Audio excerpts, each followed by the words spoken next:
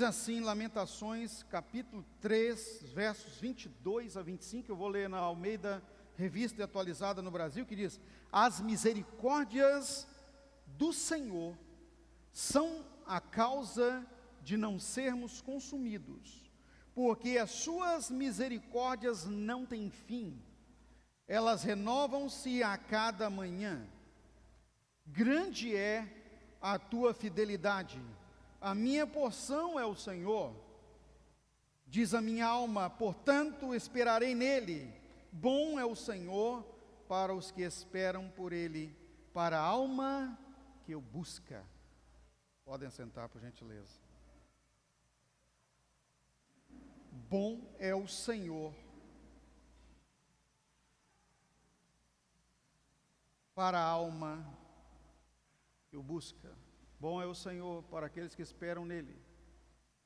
Isso para a alma que o busca. Nós vamos compartilhar nessa manhã sobre o tema misericórdias. E antes de iniciar propriamente a entrada nos pontos da mensagem, eu quero aqui destacar a expressão plural, né? Misericórdias.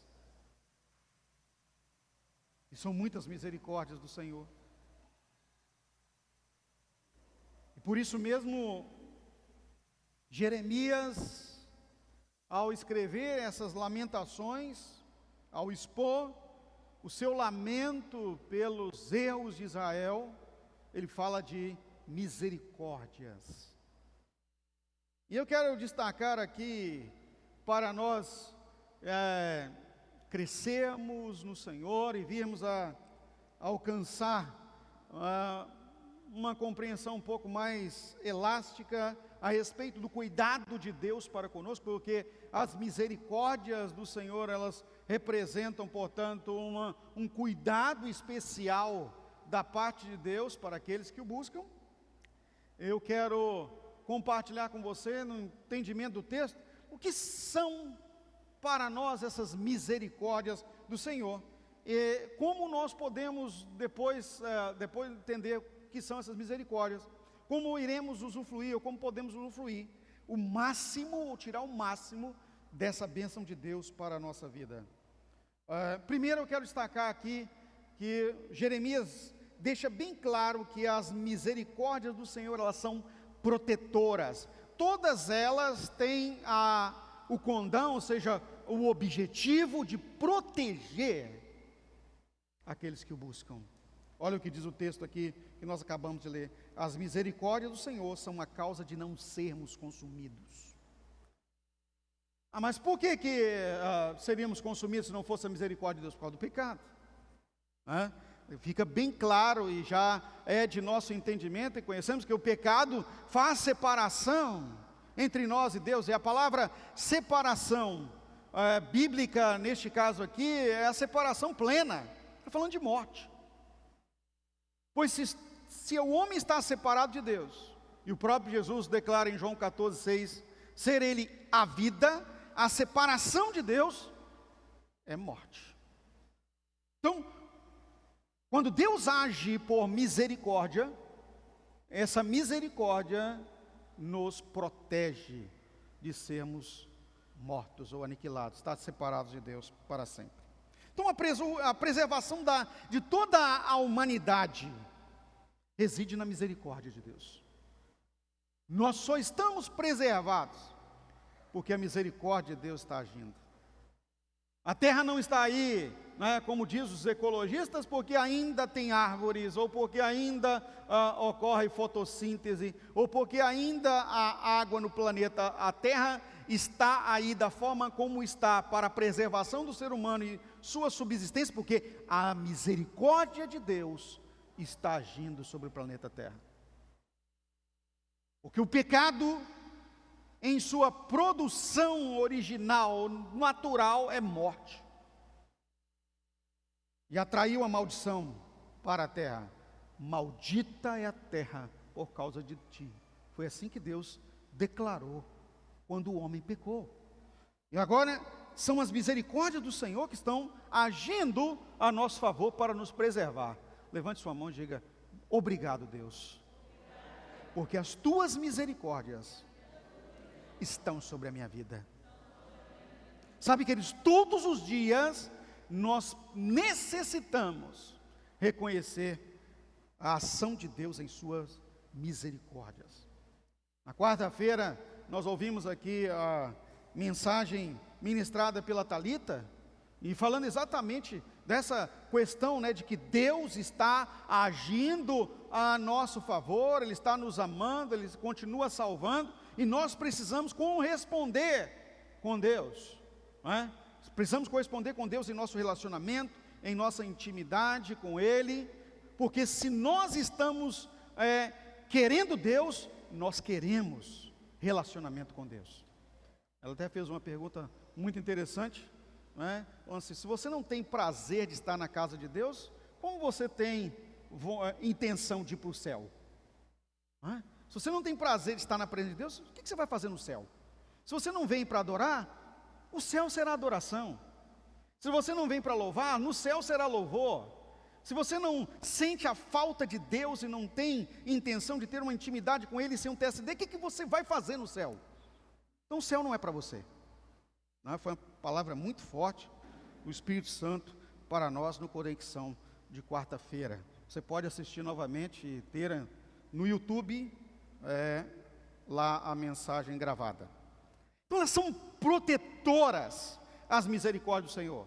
E Deus tem a intenção de alargar essa misericórdia, não é? E ela constantemente está sendo extensiva, ou age por extensão. Então, além de elas serem protetoras, elas também têm extensão. O mesmo Jeremias fala nas Lamentações, aqui no texto que nós lemos, olha o que ele diz aqui: porque as suas misericórdias não têm fim. Repita comigo: as misericórdias do Senhor são infinitas, elas não têm fim. E é interessante, queridos, que a misericórdia é um atributo comunicável de Deus, né? Deus emana a misericórdia e nós podemos aprender com Ele. Ele reportou e transportou essa misericórdia a nós quando formatou o homem do pó da terra. Então é um atributo comunicável. Agora, veja bem que enquanto as nossas são limitadas, a dele é ilimitada. Ela tem uma grande extensão. Lucas, no capítulo 1, no verso 50, na King James atualizada, quando Maria faz a sua oração de gratidão a Deus por ser reconhecida como o receptáculo, como a mulher adequada, aquela escolhida para vir a gerar o Deus encarnado, ela diz: a sua misericórdia estende-se aos que o temem, de geração a geração. E o interessante aqui é que quando Maria fala de geração em geração, ela está reconhecendo que a geração, ou seja, a sua descendência, ela já era uma geração, uma descendência reconhecida em Deus na misericórdia, pois ela era filha de Davi, não é? Ela tinha ainda como sua descendência, além de ser filha de Davi, ela tinha na genealogia, como o Evangelho de Lucas mostra, o Deus perfeito, e vai levando até a raiz de Deus, nasceu de Deus. A sua misericórdia estende-se aos que o temem. Aqui tem um detalhe: ela é extensiva, mas ela é qualificada, só aos que o temem. Temor a Deus não é ter medo de Deus. Temor a Deus é honrar, é reconhecer quem Ele é. Não é simplesmente buscar o que Deus tem para dar, mas é ir até a Deus para adorar pelo que Ele já fez. Por isso que a palavra de Deus nos adverte que nós devemos em tudo dar graça, porque esta é a vontade de Deus, diz o apóstolo Paulo em Cristo. Ainda o salmista, nos Salmos de número 25, dos versos 6 a 7, eu quero compartilhar aqui com você. Olha o que o salmista fala acerca das misericórdias de Deus com relação à sua extensão. Lembra-te, Senhor, das tuas misericórdias. Olha, as misericórdias também, elas têm que ser objeto de nossa oração. Nós temos que continuamente orar a Deus para que Ele exerça, por meio do seu Espírito Santo, as misericórdias. Assim, lembra-te, Senhor, das tuas misericórdias e das tuas benignidades, ou seja, das ações de bondade de Deus para conosco, porque são, expressão, porque são desde a eternidade. São extensíveis, são marcadas como figuras eternas. Enquanto Deus é Deus, misericórdia tem sido exercida. E fala mais aqui o salmista: não te lembres dos pecados da minha mocidade, nem das minhas transgressões, mas segundo a tua misericórdia, lembra-te de mim, por causa da tua bondade, ou por tua bondade, Senhor. Queridos, nós precisamos aprender a orar como homens de Deus assim, não é? Precisamos orar a Deus para que as misericórdias do Senhor estejam exercidas em nós e que essa misericórdia seja marcante na nossa trajetória, como uma ação de Deus realmente indiscutível e que venhamos a testemunhar delas.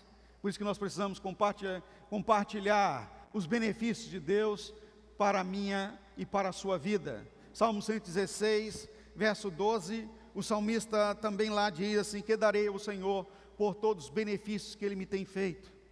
Uma pergunta, e ele mesmo depois faz a resposta. Versos seguintes que ele fala da salvação, ele fala da adoração a Deus com as ofertas, ele fala da entrega da sua vida à causa de Deus, e nós precisamos também aprender dessa forma. Ainda de extensão, eu quero novamente destacar aqui que as misericórdias do Senhor não têm fim, mas algo maravilhoso aqui que Jeremias destaca logo depois dessa expressão. Aí vem um ponto e vírgula, ou seja, é como se parasse o que estava sendo dito, mas com uma continuação, diz assim: elas renovam-se a cada manhã. Então, uma outra característica da misericórdia de Deus, além de elas serem protetoras, além de elas serem extensivas, elas alcançam toda a nossa vida e não são limitadas, elas são renovadas. Elas se renovam a cada manhã. Essa expressão, ela se renova a cada manhã, é harmônica com o texto. O choro pode durar uma noite.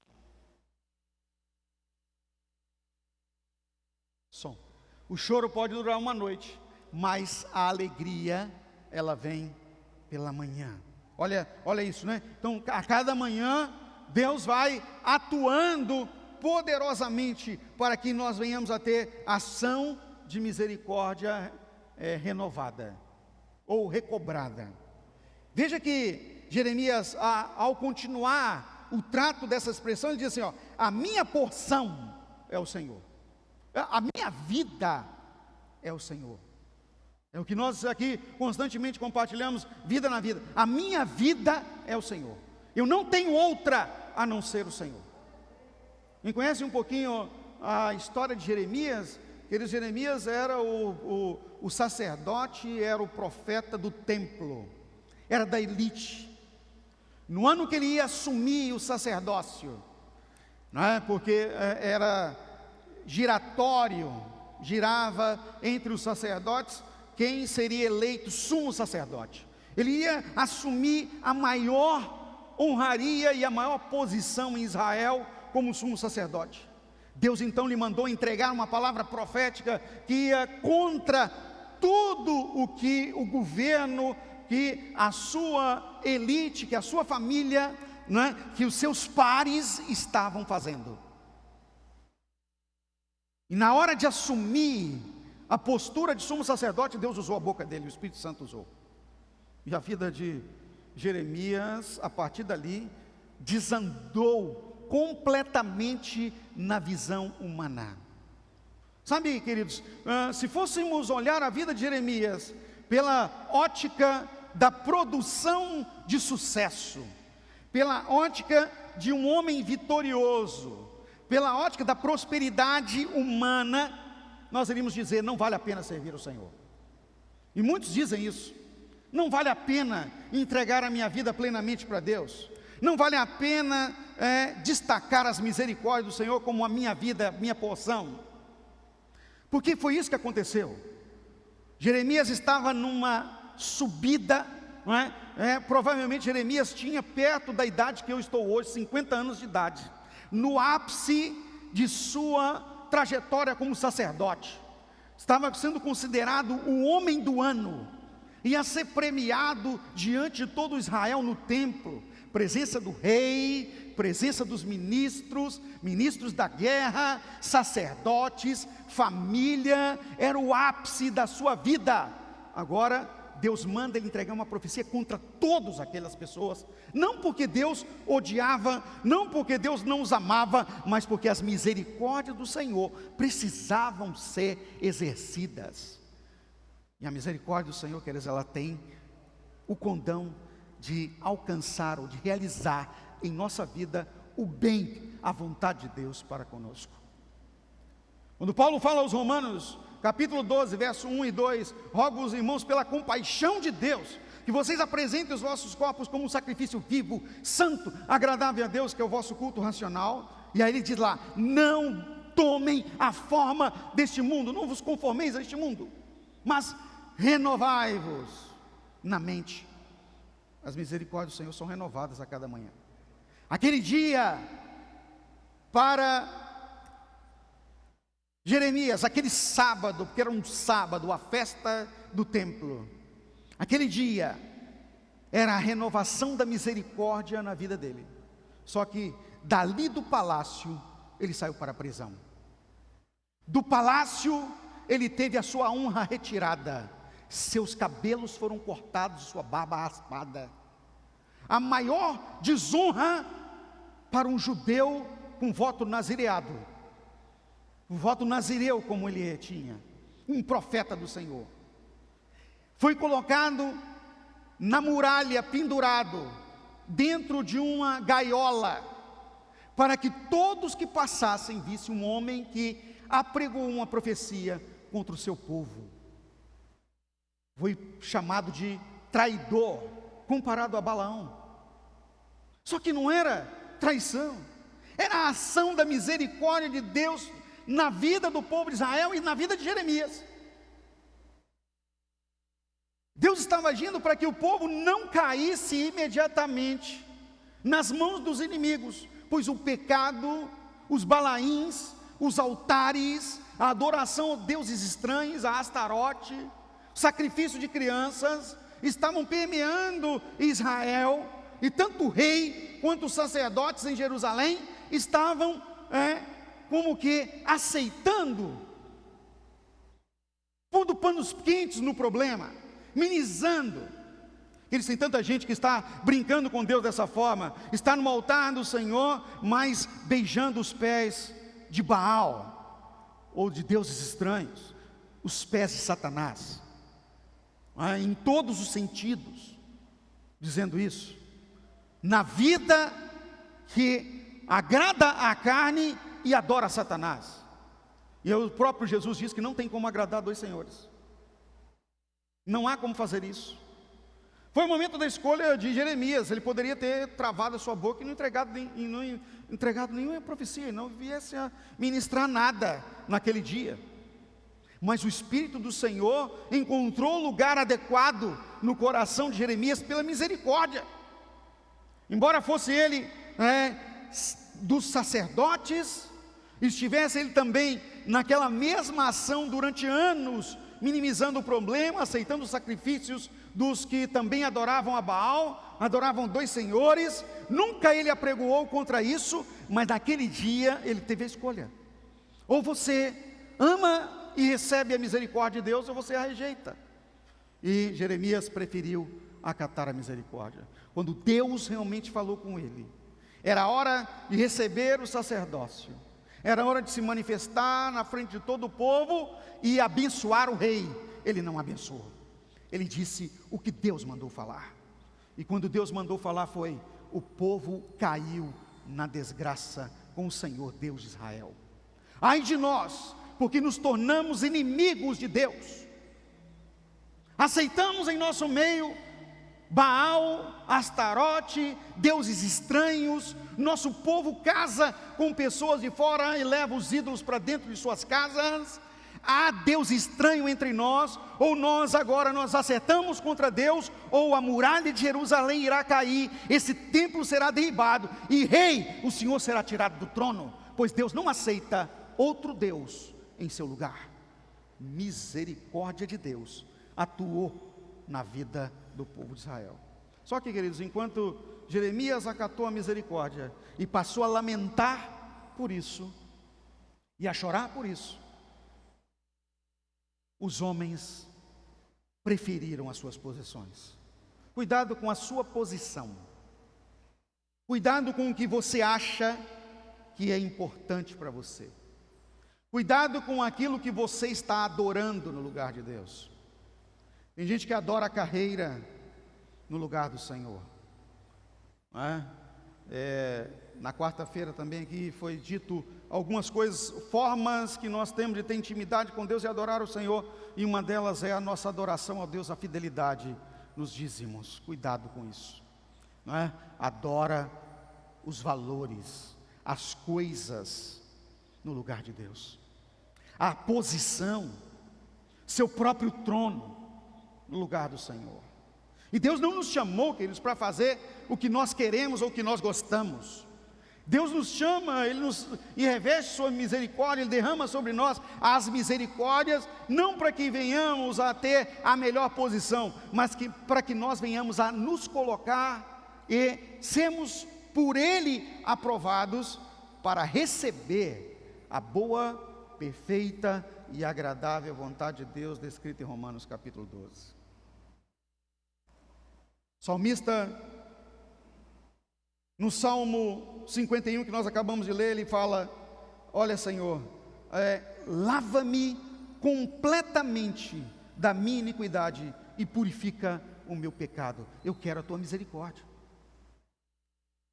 Neemias, na construção ou na reconstrução dos muros pós, os problemas ocasionados na época de Jeremias, em Neemias 9:31, a palavra de Deus fala assim, mas pela tua grande misericórdia, diz Neemias, não os destruístes nem desamparastes, porque és um Deus clemente e misericordioso. Embora o povo de Israel tenha feito a escolha inadequada, a má escolha em se colocar longe da misericórdia de Deus, mesmo assim, por serem extensivas, ou seja, amplas as misericórdias, Deus ainda agiu com misericórdia com o seu povo e trouxe de volta para a terra. Agora estavam planejando reconstruir os muros, uma nova oportunidade. Sabe que Neemias nos mostra que Deus, ainda mesmo caídos, Ele nos dá uma nova oportunidade. As misericórdias dele continuam não tendo fim. E nessa manhã, meu irmão, minha irmã, não perca a oportunidade. Não é preciso você passar pelo problema que Israel passou, e muitos outros passaram, de ficar anos e anos vagando sob o domínio de Satanás, até reconhecer, nós caímos numa escravidão. Isso aconteceu com o povo de Israel, 400 anos de exílio, misericórdia. Isso aconteceu com o povo de Israel também no deserto, 40 anos dando volta, e não é à toa que representa 4, Não é à toa 4. 4 vem a ver de 4 ventos, 4 cantos, 4 estacas. Às vezes a pessoa tem que chegar no limite, tem que acontecer tudo de ruim para perceber que precisa de Deus, para que seja adepto da misericórdia do Senhor e entre debaixo da proteção do Senhor, para que a misericórdia venha a ter efeito. Ou seja, 4 quer dizer essa plenitude aí da destruição. Depois também no período interbíblico, de novo, 400 anos sem Deus falar com o povo. Entre o Novo Testamento e o Antigo Testamento e vice-versa, 400 anos. Será que vai precisar acontecer na sua vida que tudo venha ao chão? E você chegue ao estágio do filho pródigo, de estar plenamente em desgraça, perder até a sua humanidade e sua identidade, porque perdeu a humanidade a ponto de desejar comer o que os porcos comiam. Isso já é para o Filho de Deus. Quando o Filho de Deus deseja comer as coisas que o mundo está oferecendo, é porque ele está comendo o que os porcos comem, a habitação dos demônios, né? Porque quando Jesus chegou na região de Gadara e libertou o moço que estava no sepulcro com uma legião de demônios, eles pediram para entrar nos porcos, no lugar do império dos demônios. Perder a sua dignidade, a sua identidade. Olha, Senhor, me receba de volta, eu vou falar com meu pai. Ele não precisa me receber nem como filho, não, mas ele pode me receber como um dos servos, dos escravos, dos empregados. Perder a identidade e a dignidade para depois decidir estar de volta debaixo das misericórdias. Não. O Senhor, ao falar com você nessa manhã, nessa palavra que Deus manifesta a você por mim aqui nessa manhã como um lamento do profeta, como um cântico de choro do salmista: tem misericórdia de mim, ó Deus.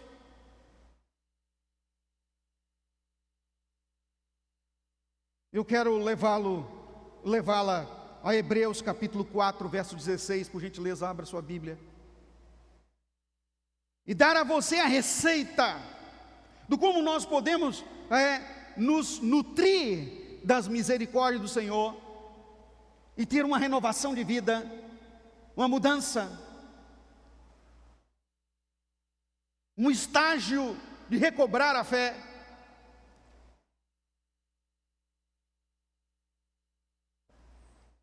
O escritor aos Hebreus diz assim, uma receita: cheguemos, pois, com confiança ao trono da graça, para que possamos alcançar misericórdia e achar graça, a fim de sermos ajudados em tempo oportuno.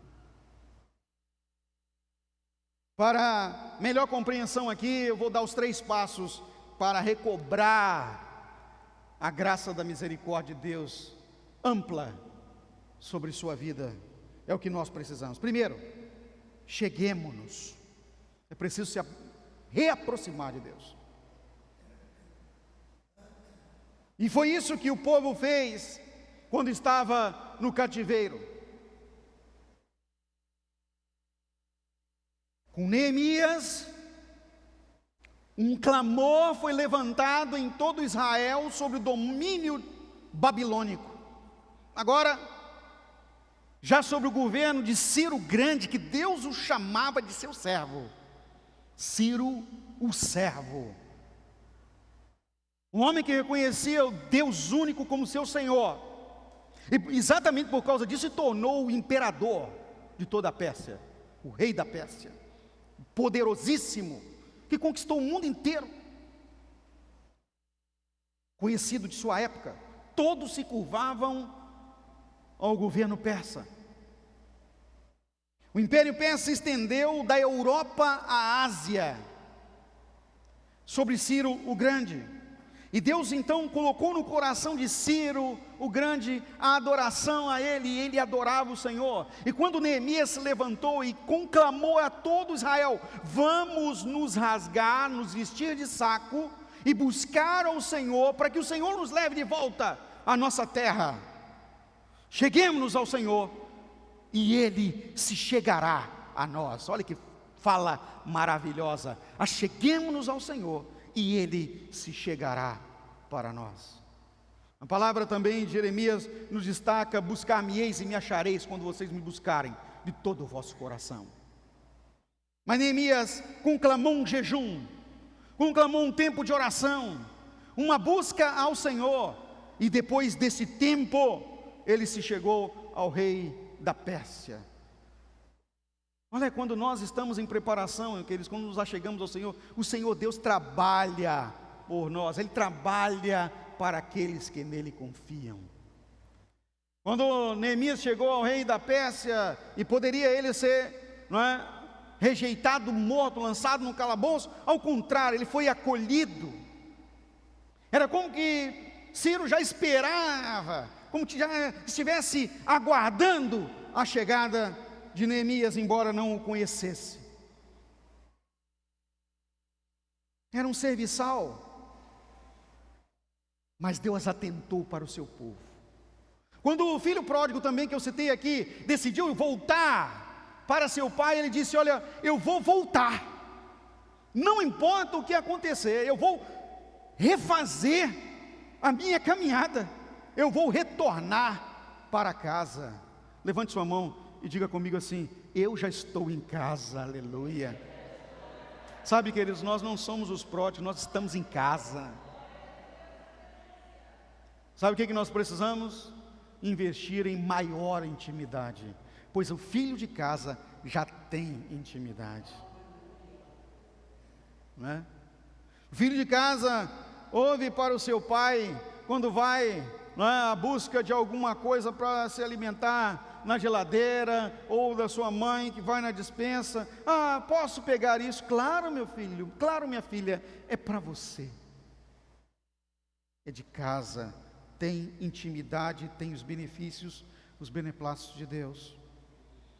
Mas ainda fala aqui: cheguemos-nos. Agora tem um detalhe, não é chegar de qualquer maneira. Segunda atitude, nós precisamos nos aproximar, mas não é de qualquer maneira, é preciso ir com fé. A palavra diz aqui bem claro, Hebreus 4,16, novamente: cheguemos, pois, com confiança. Com confiança. Não é de qualquer maneira.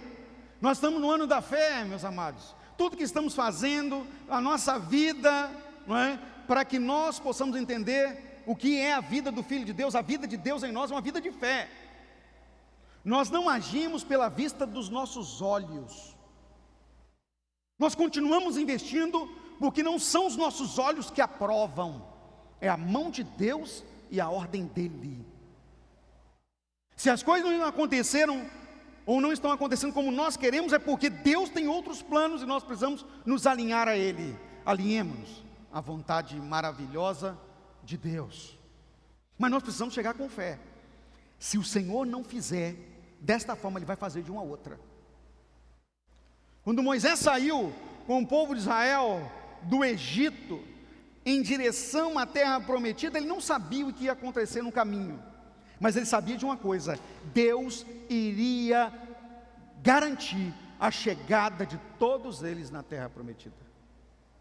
O pai da fé, Abraão, era o exemplo de Moisés. Quando ele saiu de Ur, na Caldeia, do governo caldeu, para ir à terra que Deus havia prometido, ele saiu sem saber o que viria pela frente, mas confiado no Senhor. Ele sabia: Deus vai fazer-me chegar e vai prosperar a minha descendência, pois a promessa de Deus é: a sua descendência será como a areia da praia do mar, como as estrelas do céu. Chegar com confiança, queridos, é ter fé. Fé em que o Senhor está agindo a meu favor, ao seu favor. Repita comigo: apesar.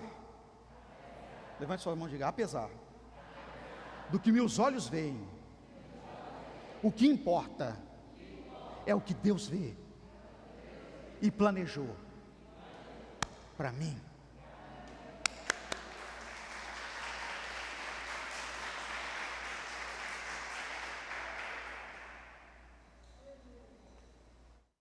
Nós caímos no erro de achar que aquilo que nós estamos planejando, que nós estamos alinhando a nossa vida, a nossa carreira, nossa família, nossos planos futuros, é o melhor para nós. Mas aprenda também a ter a aprovação de Deus. A aprovação de Deus, queridos, é importantíssima, necessária. E nós vimos durante esse ano tudo falando acerca disso. Várias foram as mensagens apregoadas aqui no domingo passado, na quarta, todas as duas mensagens e outras anteriores, vários líderes da igreja ministrando sobre a necessidade de sermos aprovados nas decisões que estamos tomando. No domingo próximo, eu compartilhei aqui sobre o problema que Josué causou para o povo de Israel quando não teve a aprovação de Deus para formatar uma aliança. Formatar uma aliança com os gibeonitas, sendo enganado por eles, pelas suas vestimentas, os pães bolorados e por sua fala mentirosa. O Filho de Deus, queridos, ao achegar-se ao Senhor com confiança, precisa delegar a Deus pela fé, dar a Ele totalmente o governo, para que a decisão de Deus seja a sua decisão. E se levar alguma coisa ao Senhor, Ele precisa dizer sim ou não. Se Ele disser sim, você avance. Se Ele disser não, recue. Se Ele não fala nada, você não faça, espere. Nós só podemos agir depois que Deus categoricamente dizer sim. Confiança nele, entrega o teu caminho ao Senhor. Texto que a gente cita aqui constantemente, Salmo 37:5. Confia nele, e olha o destaque, e ele tudo fará. Mas não para por aí. Para finalizar, a terceira parte aqui, eu poderia tirar outras, mas eu quero destacar essa terceira que é importantíssima. Diz aqui, cheguemos, pois, com confiança ao trono de graça. Além de chegar ao Senhor, depositar fé nele, nós precisamos reconhecer quem Ele é, onde Ele está, quem Ele é e quem eu sou. Ele é tudo, eu sou nada. Ele merece adoração, eu sou adorador. Ele merece louvor, eu sou o louvorista. Ele merece reconhecimento, eu sou o reconhecedor. Ele merece bom tratamento, eu sou aquele que serve. Ele é exaltado, eu preciso ser humilhado. Que Ele cresça, disse Jesus, e que eu diminua. Quando chegamos nesse aspecto de reconhecer o Senhor no trono, que Ele sabe o que acontece, esvai-se da nossa vida o nosso egoísmo. O discípulo de Jesus é desprovido de seu eu. Aquele que quiser ser seguidor, ser discípulo, tem que negar a si mesmo, suas vontades, seus achismos, seus desejos, seus dói-dóis, tudo precisa ser deixado para trás. Em Deus, nós não somos nada, e Ele é tudo em nós. O trono é Ele em minha vida. Ao chegar ao trono, desse trono de graça, porque não merecíamos, nós precisamos nos curvar e sermos realmente reconhecedores de quem Ele é. Lamentavelmente, queridos, o ser humano é egoísta ao extremo. Quando acontece alguma coisa que nós não gostamos, nós rompemos. Quando acontece alguma coisa que nós não gostamos, nós praguejamos. Fazemos tudo ao contrário daquilo que bem próximo estaríamos dizendo ou falamos. Eu quero dar o exemplo para você de Pedro. Pedro, ao Jesus externar aos discípulos, olha, o Filho do Homem, Pedro e discípulos, ele será açoitado, irão manietar, prender e o matar. Pedro falou: coitado de ti, Senhor, que isso? Não vai acontecer nada disso. Nós estamos prontos para viver ou morrer com o Senhor. Você já conhece o que Jesus falou para ele: Pedro, Poucos instantes atrás o diabo me pediu para dançar com você, tirar para você para dançar, mas eu tive misericórdia. Repita comigo: a misericórdia salvou Pedro. Sabe o que aconteceu, queridos? A misericórdia salva a mim, salva você. Mas Pedro disse: eu estou pronto para viver ou para morrer. Jesus disse: antes que o galo cante 3 vezes, tu me negarás. E as 3 vezes, você pode ler o texto bíblico lá, em que Pedro negou, a palavra deixa bem claro, o Evangelho de Mateus diz que ele praguejava. Sabe o que é praguejar? Jogava palavras contrárias e denegrindo as pessoas que estavam à volta dele. Mentirosos, canalhas, sem vergonha, outras palavras que judeu gosta de xingar lá de baixo calão. Denegria as pessoas que acusavam, ou apontavam, nem acusaram, era o real. Você também era um dos que andava com ele. Você também é um dos galileus. Eu vi você com ele. E no último diz: você também é um deles. A sua fala te condena, seu vocabulário é da Galileia. Quando Pedro negou, o galo cantou. Sabe, queridos, nós nos aliançamos com Deus, nos aliançamos com a causa, dizemos e afirmamos diante de Deus, na unção com óleo, ou seja, uma aliança inquebrável diante de Deus. Estou contigo, Senhor, para viver ou para morrer. Mas na hora H, não está. Eu já fiz muita coisa. Meu irmão, você não foi chamado para fazer muita coisa. Você e eu fomos chamados para fazer tudo o que o mestre mandar. Não é aquela brincadeirinha, não, é real. Não é tudo que o mestre mandar, não é brincadeira, não. É tudo que o mestre mandar. Não é o que você acha, não é o que você pensa, não é o que você quer. Estou contigo para viver ou morrer.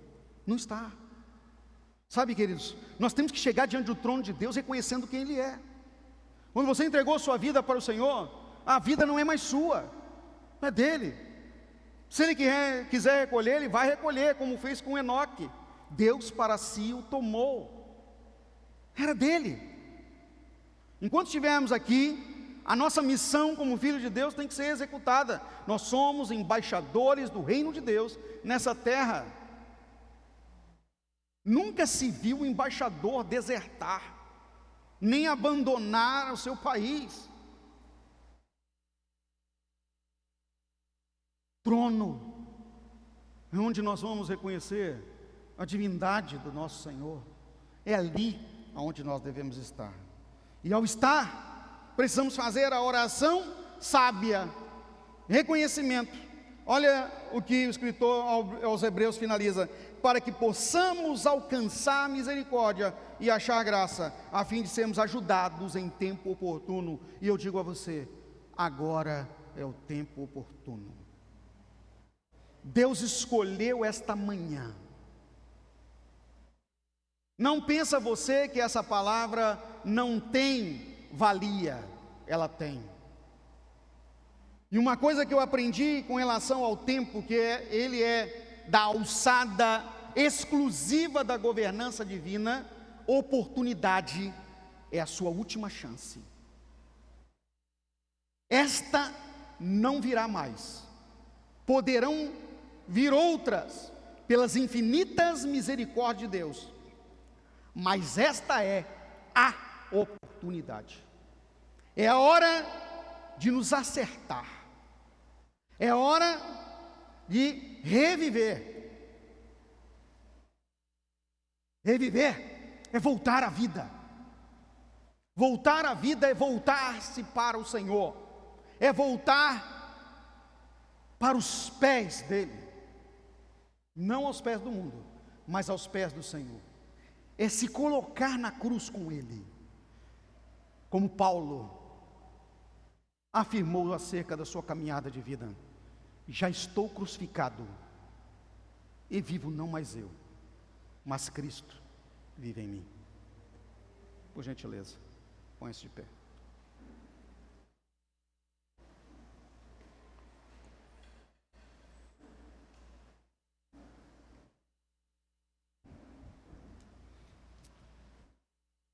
Curve sua cabeça. Eu vou fazer uma oração. E temos agora a chance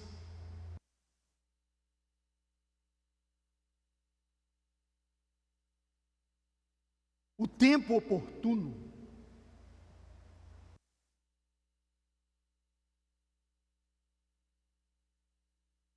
oportuno para Deus falar conosco.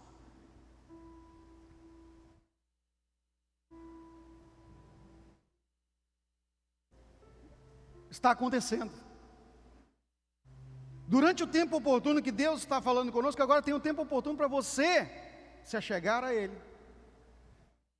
e aproveitar as misericórdias. Senhor Jesus, nesta manhã ativa do Teu Espírito em nós, nos ajuda, Senhor,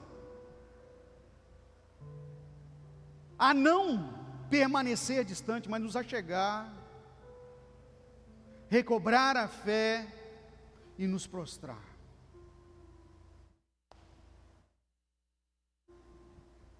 Forças nós não temos, mas a Tua palavra diz que a fé no Senhor é a nossa força. Completa a obra em nossa vida, Deus. Espírito Santo, tenha liberdade para falar e atuar.